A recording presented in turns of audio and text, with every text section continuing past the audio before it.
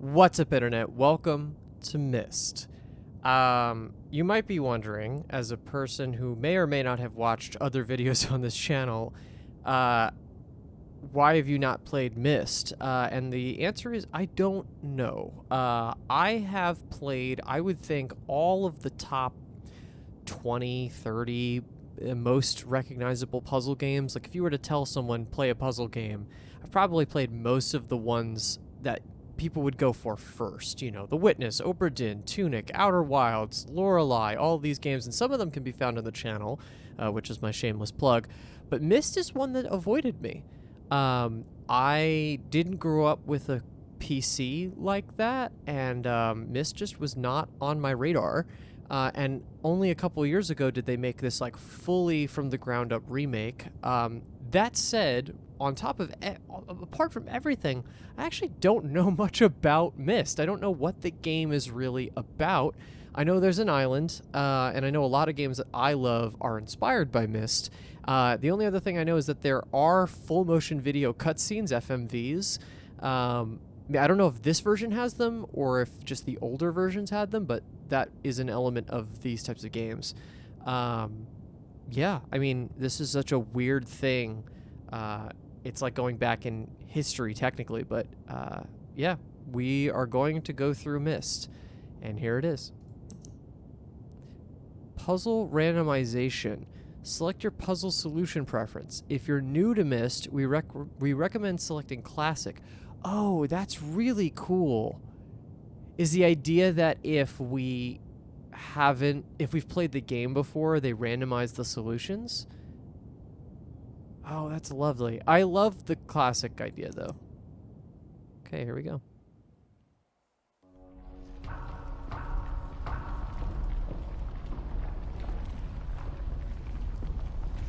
Kraken. Oh, I have control here. Whoops. Okay.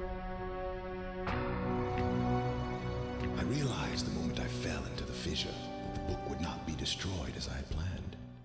It continued falling into that starry expanse of which I had only a fleeting glimpse. I've tried to speculate where it might have landed, but I must admit that such conjecture is futile. Still, questions about whose hands might one day hold my Myst book are unsettling to me. I know my apprehensions might never be allayed, and so I close, realizing that perhaps the ending has not yet been written.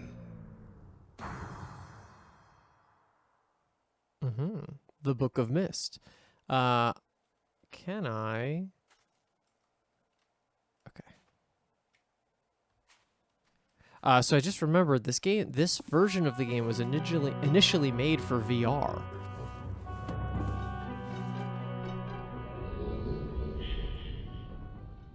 So there are going to be some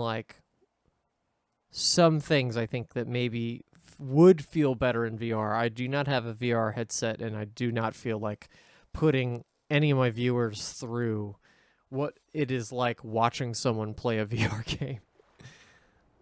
Whoa. All right. We're here. We're live. I want to add subtitles, though. I felt bad that didn't have subtitles.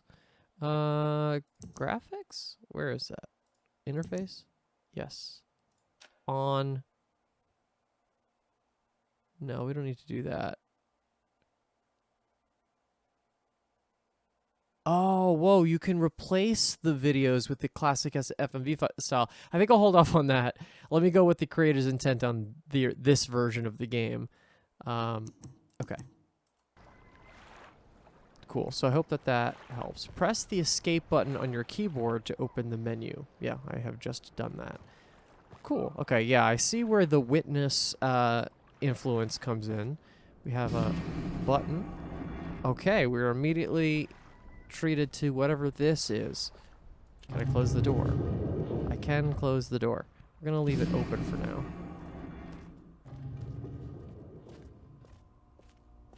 Ooh.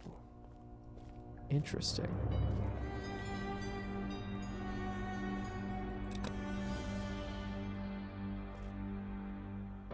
That turns it off. Okay, so there's some sort of hologram in some sort of chamber room. Oh, hello. Settings, dimensional imager, topographical extrusion test, page 40, marker switch diagram 47, water turbulent pool. It's page 67. Aha. How about... Okay, so 67 might not have done it. Oh! Did I turn it off? No.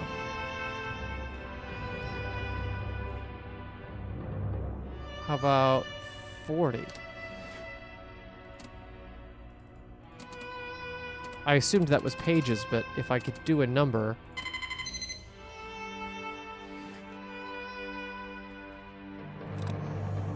Aha! That is what it was. Okay, cool. Topographical extrusion test. So that's what the land looks like vertically. That makes sense. Okay. I think that is the thing. Marker switch diagram. So let's bump this to 47. And I have to imagine we're going to get other numbers to do here. All right. We have a console with a lever. And we know what the last one looked like. All right. That's something. I don't know how much how much we're gonna need to do notes in this. I guess we'll find out. I can't climb up that. Ah. Oh, I see. Was that just gonna give us the next step? Is that what it was doing? I could see that. How about this? Wow, I'm fascinated by not knowing anything. I feel like even games that I haven't played before,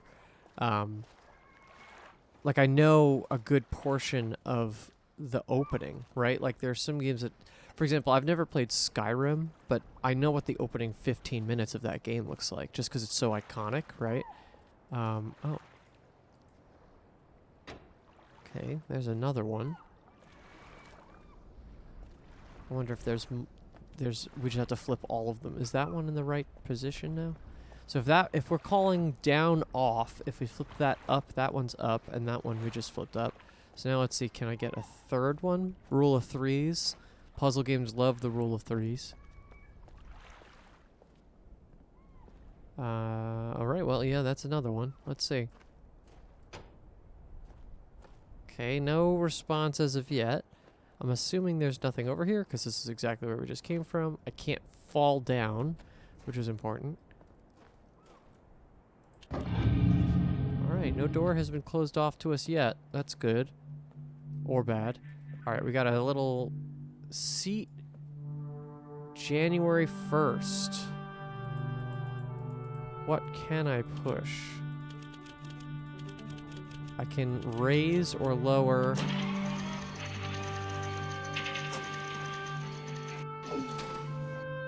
I can raise or lower two numbers. I'm not going to mess with that yet because I don't know what to put in there. We got a grave with a language we can't understand. Okay, totally fine. This doesn't look like a super big island, which is good, I guess. Flamingo? Not a flamingo, like a swan or a duck. We've established on this channel that I'm not very good with animals.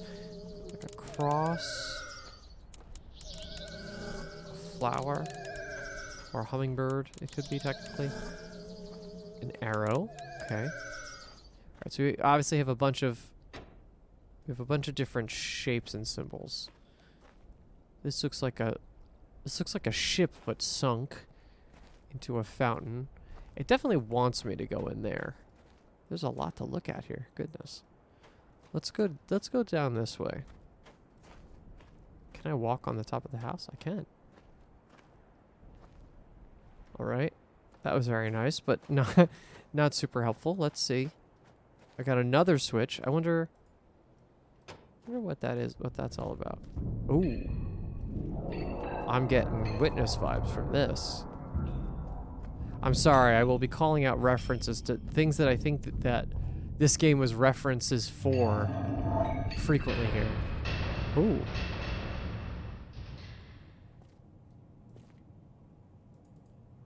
Push interact. Okay.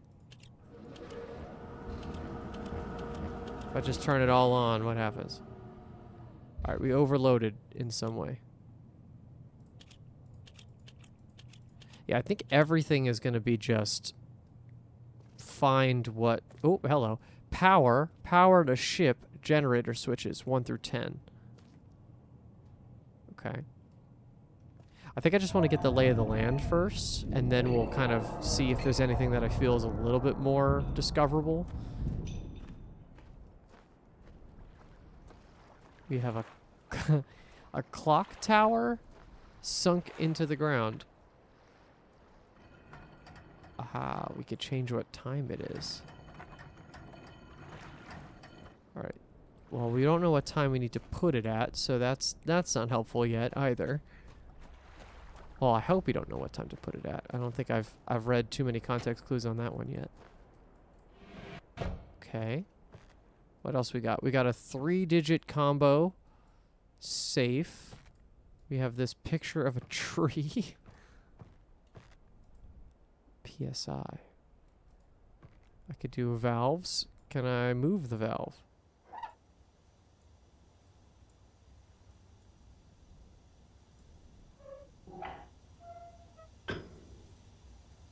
Alright, I hear some gas.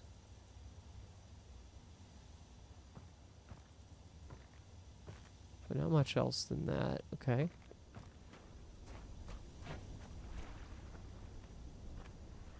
Oh, hey look, this is the picture. Tree into the ground. Yeah, so this is referencing the picture we just saw. Okay, so that's a pretty near puzzle. I don't know what that's referencing specifically. Let's turn this off for now. That gives me anxiety a little bit. The operating gas just going off and leaving it behind. I don't think anything is going to blow up without our direction here, but it still would be nice to keep it in control. Okay. Oh, there's a cave. Oop. There's a cave here. That's interesting. And then, yes, I did see this ladder. Okay. Let's turn this on or off.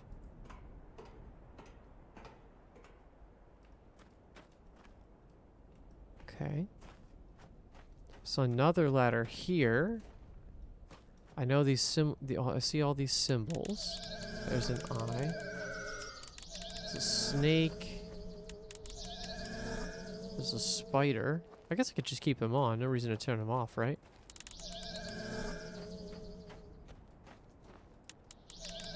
I wonder... No, there's only 4. I was going to say they could align with the generator switches in that basement thing. And have to be just about in front of them to interact with them. I can't do anything at a distance. Okay. Nothing seems to have changed by any of my fiddling. This is interesting. There's a path that leads up to here, but then stops. I wonder if this wall breaks down. Okay. Let's go up and around. Well, I guess that wouldn't make much sense, would it? Unless it goes below. That could be interesting. Okay. We got another one.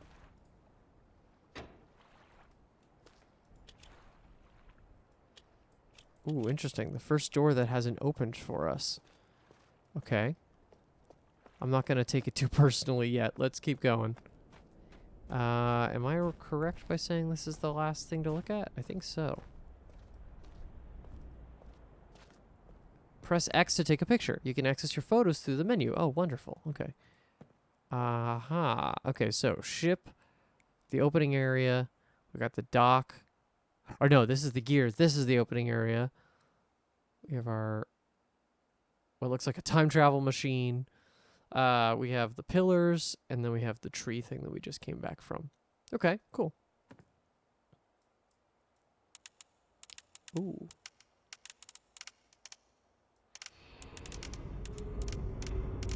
I see. What does that do?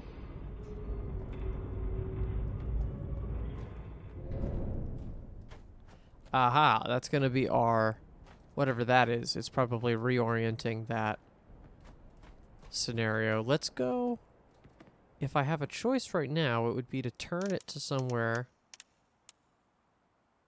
that's directly above us. Yeah, it looks like the edge there is... that right where my cursor is would be... it would be aimed in that direction. Okay. Oh, we have another book. Okay, hold on.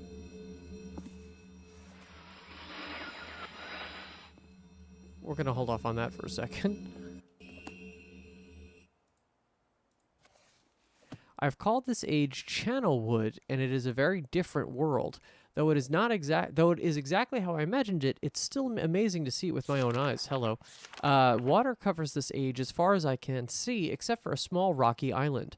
Elsewhere, there are only trees, which grow directly out of the water. A myriad of thin wooden passageways are built just above the water and disappear into the forest. I assume they were built some time ago, for they appear aged. I'm eager to discover more about this land and its people, but I have arrived here late, and I must rest. I was awakened this morning by some strange noises coming from a pathway adjacent to the one on which I had slept. I saw a group of monkey-like people heading in my direction. They had not seen me yet. I did not feel threatened by their presence. Their response to me was one that I would have never expected. After staring at me for a short time, they fell to their knees and began what appeared to be some sort of ceremonial worship. I tried to speak to them, but they did not understand my language. Instead, they indicated through enthusiastic hand motions that I was to follow them. As we walked, I began to notice that the waters below us were changing colors. Slowly, subtly, they would change from deep blue to muddy orange, then from muddy orange to beautifully clear. I was so intrigued by the water, I hardly noticed that we had arrived at a ladder. The climbing the ladder led us to their village, which was about 10 meters above the water and can only be reached by rope ladders that stretch from the lower paths to the village level approximately halfway up the grand trees. It's very interesting watching these people carry out their daily tasks. Even after watching them for hours, I did not understand exactly what they were doing. At sunset, they motioned for me to follow them. I followed the creatures to the doorway of an enormous hut. Strangely, once inside, I found that the hut appeared even larger than it had from the outside. The walls were garnished with bright metals, and in the center of the hut sat the leader of these people. At least he appeared to be their leader, for he sat a meter off the floor in a thick throne. Guards surrounded the strong creature, who was dressed in many exotic, colorful fabrics.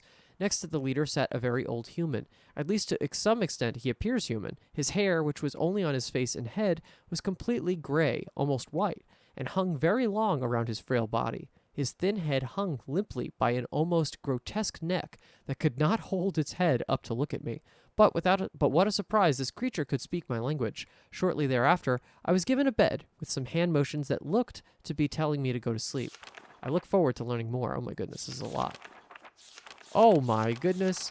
Okay, well, as I suspected, the ancient creature is a human, but he is old beyond his reckoning, and seems almost insane. However, the tree dwellers almost revere him as a god. They're treating me now in the same fashion, which makes me feel very uncomfortable. It is almost impossible to understand this old man. His voice is feeble but wild. He has adopted much of the language of the tree dwellers. He himself told me he had not spoken our own tongue in ages. He attempted to explain to me the history of this place. The following is my best translation of what he has told me. Many years ago, the humans and tree dwellers lived together in this place, which was then a vast island. They interacted very little. The humans dwelt on the ground, and the tree dwellers lived high among the humans. Occasionally, the island was disturbed by mysterious rumblings, which happened randomly, some sort of tectonic or volcanic action, I suspect. The sometimes slight, sometimes heavy tremors would only last a short time. Then they would stop, allowing everything to return to normal. One day, things changed. The rumbling began and grew quickly to unprecedented levels. Soon, it became apparent that the entire island was sinking slowly into the ocean around them. Many of the humans died that day, but not before sacrificing themselves in order to stop the sinking of the island. The humans who lived through this catastrophe moved into the trees where they gradually died out, maybe because they were unequipped for such an environment. But I'm not sure. This is the story the old man communicated to me, although many details are very unclear in my mind. I'm especially confused as to how the humans saved the island from completely sinking. In fact, I doubt the accuracy of that part of the story. The island must have stopped on its own. Yet the old man believes in the truth of the story as if he had been there. And the tree dwellers worship him, and apparently all humans, as if crossed out he, as if they were heroes or gods. The old man ended our conversation today with an event which I will never forget. He began gripping my hands tightly, murmuring something about rest and asleep. He then said, "We had expected you to come sooner." These actions filled me with a sort of immediate dread. With much effort, he stood to his feet. I tried to help, but he pushed me away with more force than I imagined his frail body contained. The tree dwellers quietly surrounded him with very solemn faces. They then kneeled before him.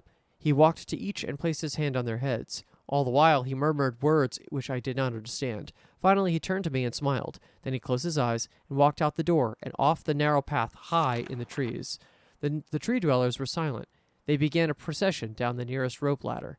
As I was descending, I saw several of them pick up the body. He had fallen onto a lower level of walkway and carried away. He was laying down at the dead end of a short pier-like structure. With the use of some potion on one of the tree creatures lit the pier on fire, and I watched as the flames engulfed him. As the strange funeral proceeded, the waters around the pier changed to dull green. This morning I awoke, finding it hard to even believe the previous evening's events. The water is a dull green as far as I can see now. For some reason, the water no longer shifts color. As I wander throughout the pathways, the creatures watch me, curious to see what I will do next. They're constantly offering me strange objects of affection.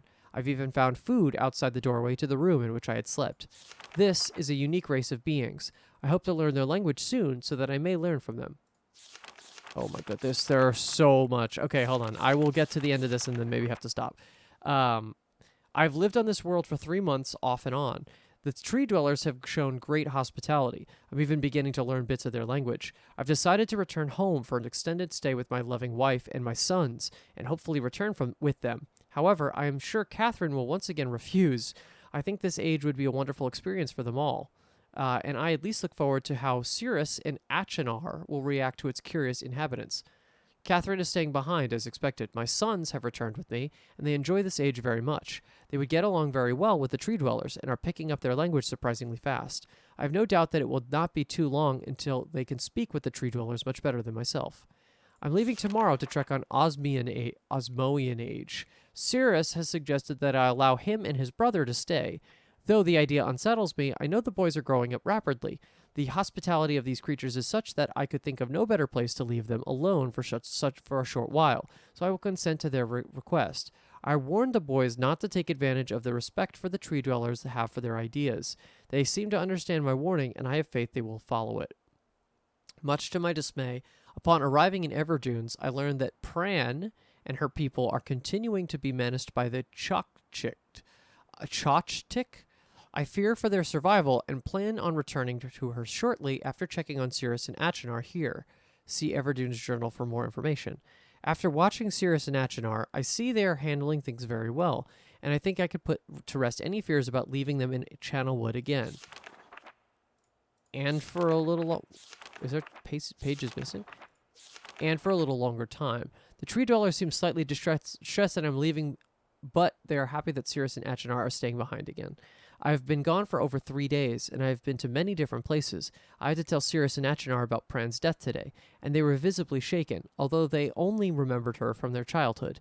Catherine has suggested that it would be wise for Cirrus and Achenar to leave Channelwood for a while, and I have to agree. They will be returning with me when I leave again.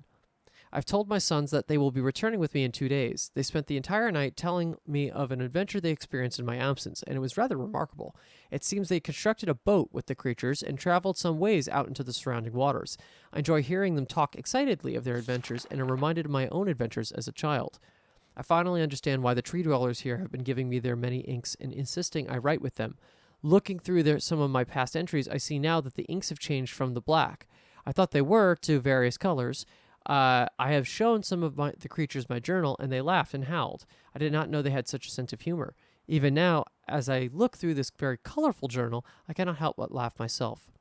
We'll be returning tomorrow, so my sons are with the creatures for the last night here. They have told me they would like to come to Channelwood again, and also asked if they could visit some other ages alone. Though I will have to think over their request, I believe that they have proven to me that they are trustworthy and responsible. Catherine will also have to help me decide whether they are ready for travel alone. For now, I must give my farewells to the creatures, for I do not know how long it will be until I visit this age again.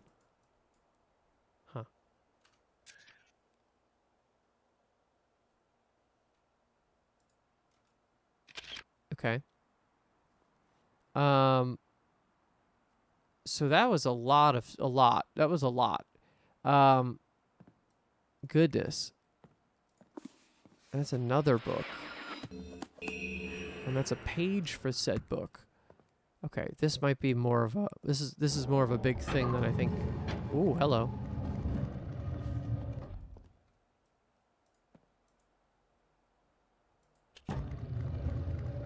Ooh, fireplace elevator. And buttons? Interesting.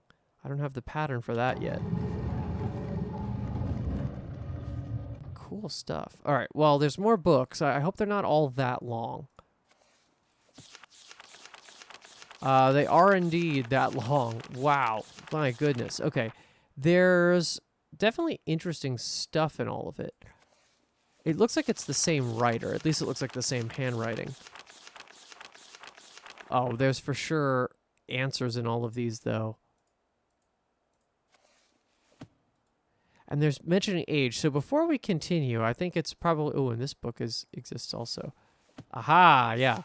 We've done what we figured out already. So these each represent a number. We're going to have to know what number we want to represent. Wow, this goes a long time. Yeah, I'm not putting in all these numbers, obviously, so it's about figuring out what number... Oh, I thought 100 was going to be it. What does it go to? This is crazy. I mean, I suppose there's a ton of numbers, right? Okay, so... I kind of want to just continue, but I do want to read these. Not that one, but I should read probably some of these other ones. It's going to give me important information. Oh, wait. Constellations in regards to all of the shapes. Oh, interesting. Okay, I wonder how that's going to help. So, constellations per shape. So let's take pictures of these.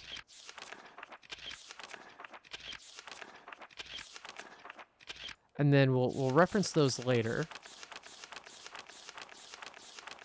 All right, let's read the second book. Emmett was the first to live on the rocks. He's named them the rocks because that is what they were, a group of sharp rocks clustered together in the middle of a large sea.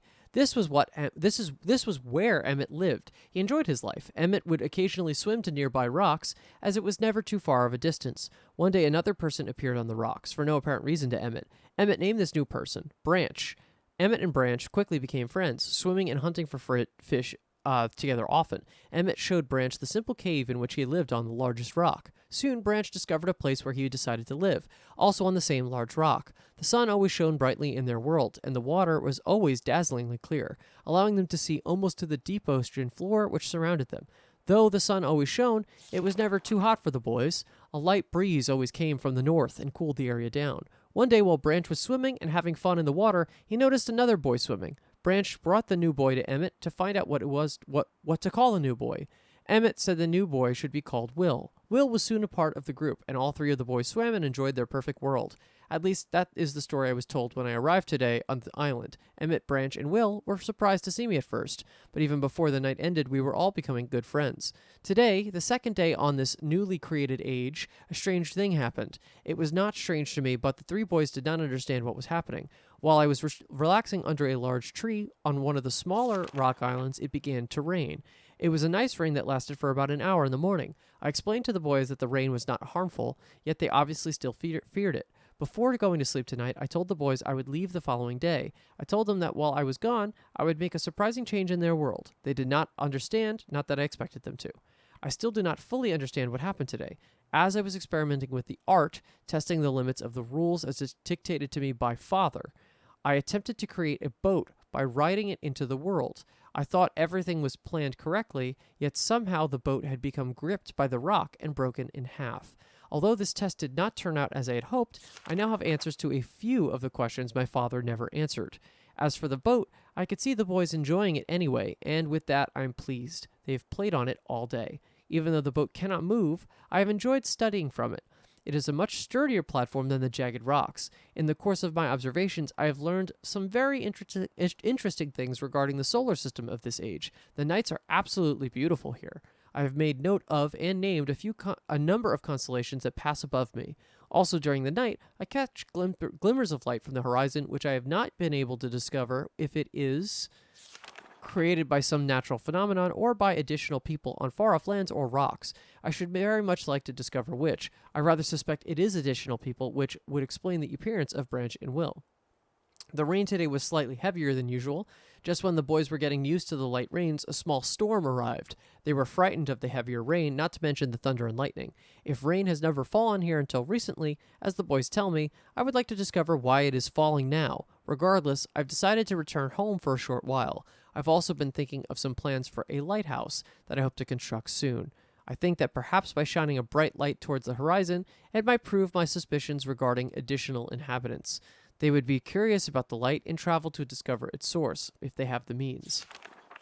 I've returned with many tools that I will need for construction of the lighthouse. I've decided that once the lighthouse is completed, I will leave for some time and let the world's own imagination have control.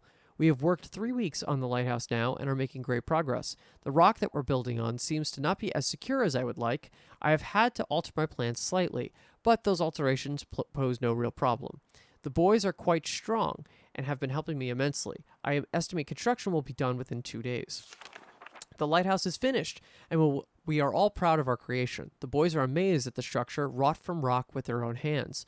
That evening, we powered up the generator, much to the boys' dread at first, and shined a great light to the horizon for many hours. I stayed the night in the top of the lighthouse, and in the morning awoke to observe the sunrise without my being coated with the chilly blanket of ocean dew I had become accustomed to.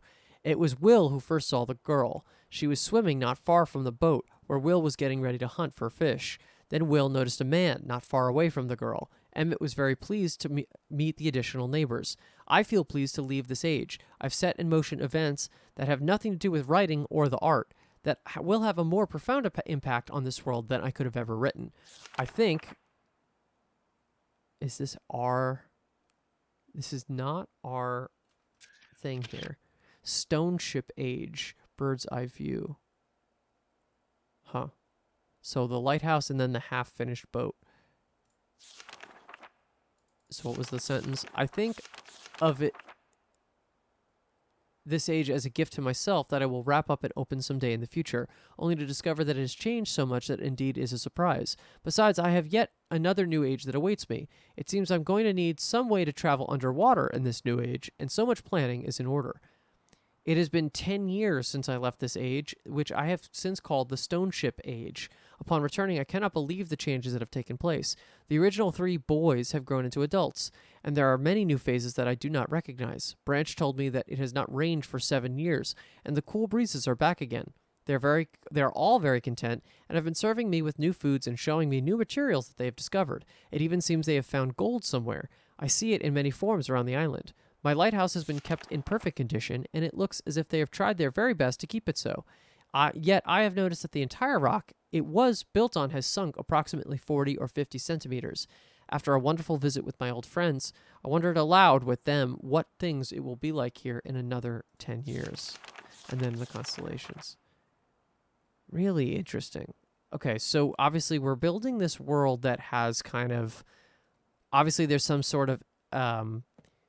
more powerful scientist, inventor, creator people that can travel. And then there was an older man who was a father of 2 sons.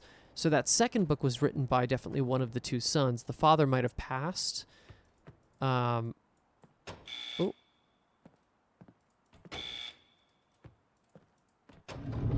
Hello. Oh no! No, don't disappear, books. Can I pull it again?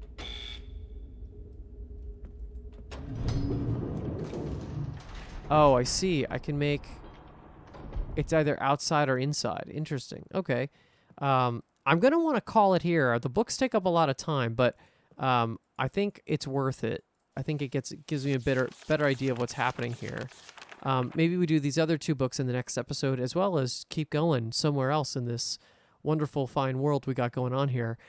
This is really interesting. I'm very glad I finally decided to play this game, and we're going to keep on going. Thank you so much for watching. Please give this video a like and subscribe if you want to see any future episodes in this series or any other series we're doing in the channel. A lot of exciting stuff very, very soon coming up. And if you're watching these live and these episodes are coming out in real time for you, you could check the channel for the playlists and see any of the other cool puzzle games that we've played, which are obviously inspired by this game as the tentpole release. Until next time, we'll see you, everybody. Bye-bye.